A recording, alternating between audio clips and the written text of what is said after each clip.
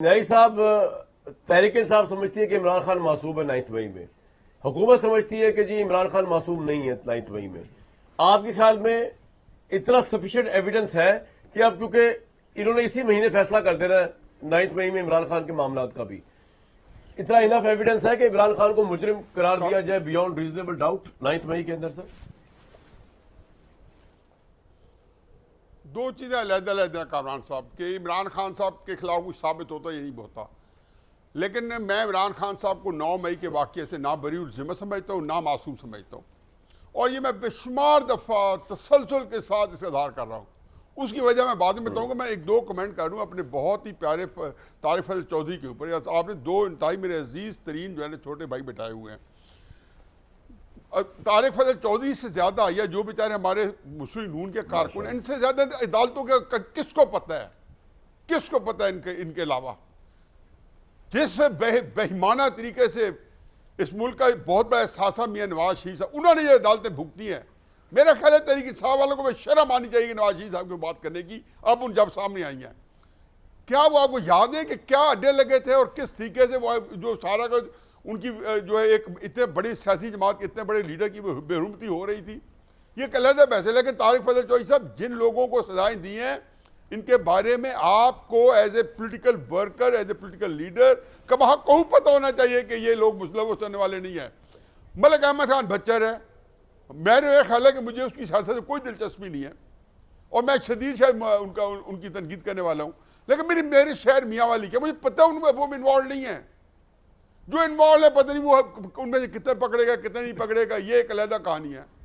ये किसको नहीं पता कि ये लोग जो थे महमूद रशीद बेचारा का ना लेना देना ना देना ना वहाँ मौजूद है। तो मैं इस बात के अंदर ये मेरे लिए बहुत ही एक केयरलेसनेस है कि अब आप जानते हो और आपके कुलीग्स हैं। ठीक है कि इस वक्त इमरान खान साहब की मेहनत और मुशक्क़त के साथ एक पोलराइजेशन हो चुकी है और एक लम्हा किसी का मेरा दिल नहीं करता कि उनकी किसी चीज़ को मैं अप्रिशिएट करूँ या उसको जो उन्होंने इस मुल्क के अंदर बर्बादी कर दिया, जो सियासी कल्चर को तबाह बर्बाद कर दिया। भुट्टो साहब के बाद 30-40 साल लगे उसको दोबारा रिपेयर करने में, पहली बात।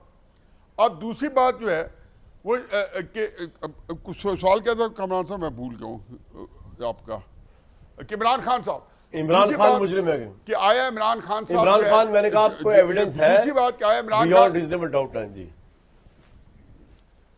मैं इसके बारे में कोई अपना कमेंट नहीं दूंगा कि कोई बंदा मुलजिम है या मुजरिम है या क्या है।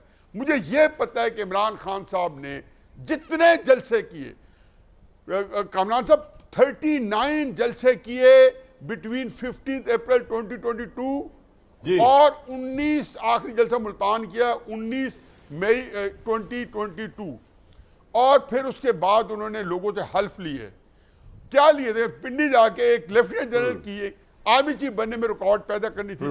अब मुझे बताएं कि जब आप अपने वर्कर्स को देखो, इमरान खान साहब को सहूलत क्या हासिल है जो हर एक बड़े पॉपुलर लीडर को आती है कि उसका वर्कर जो है वो ना फैसल चौधरी साहब की बात सुनेगा, ना किसी अली मीर गंडापुर की, ना गौर की। वो इमरान खान के साथ सिंक्रोनाइज्ड है।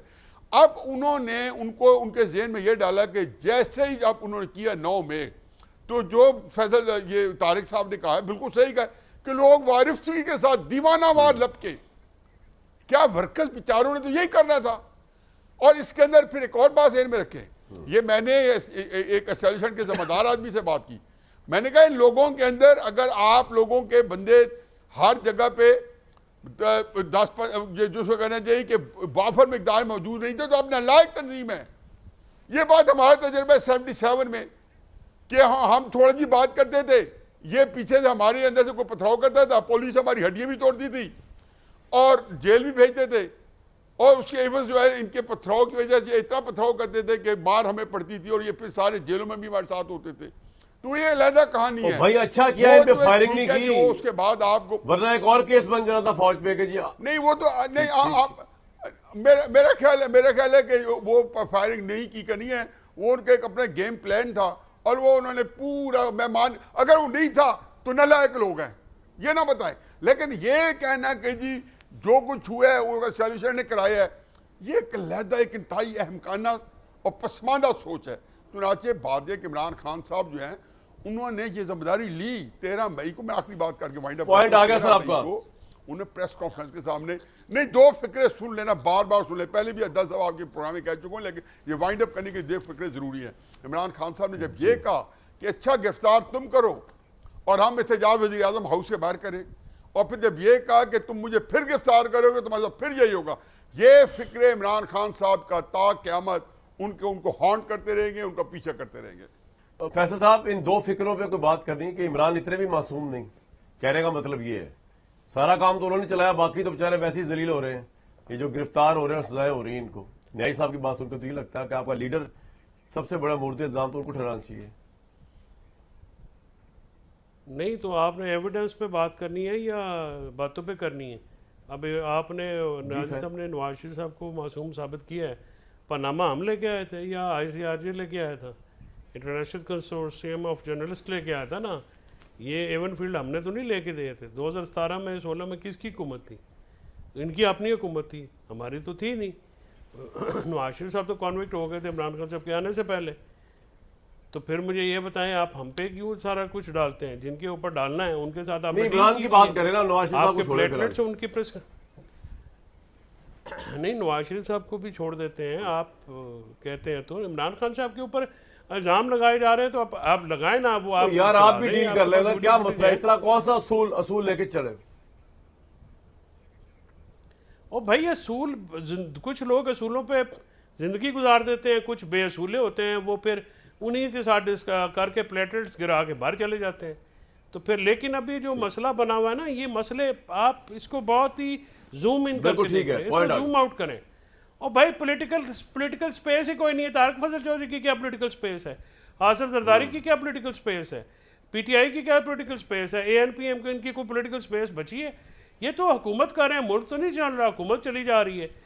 सर बात यह है कि सब तक सारे बैठ के अपनी पॉलिटिकल स्पेस वापस नहीं लेंगे, अच्छा तब तक तो नहीं होगा।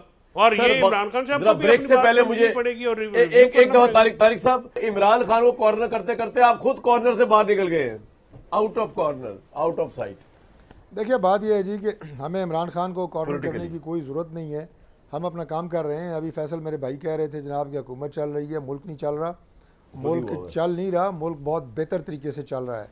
जो आपकी परफॉर्मेंस इमरान खान की बतौर प्राइम मिनिस्टर थी, उनके तमाम इंडिकेटर्स और पैरामीटर्स आज देख लें, पाकिस्तान बहुत आगे निकल रहा है और निकल चुका है। लिहाजा आप हमें गवर्नमेंट को तंज़ व तज़ीक़ का निशाना ज़रूर बनाया करें।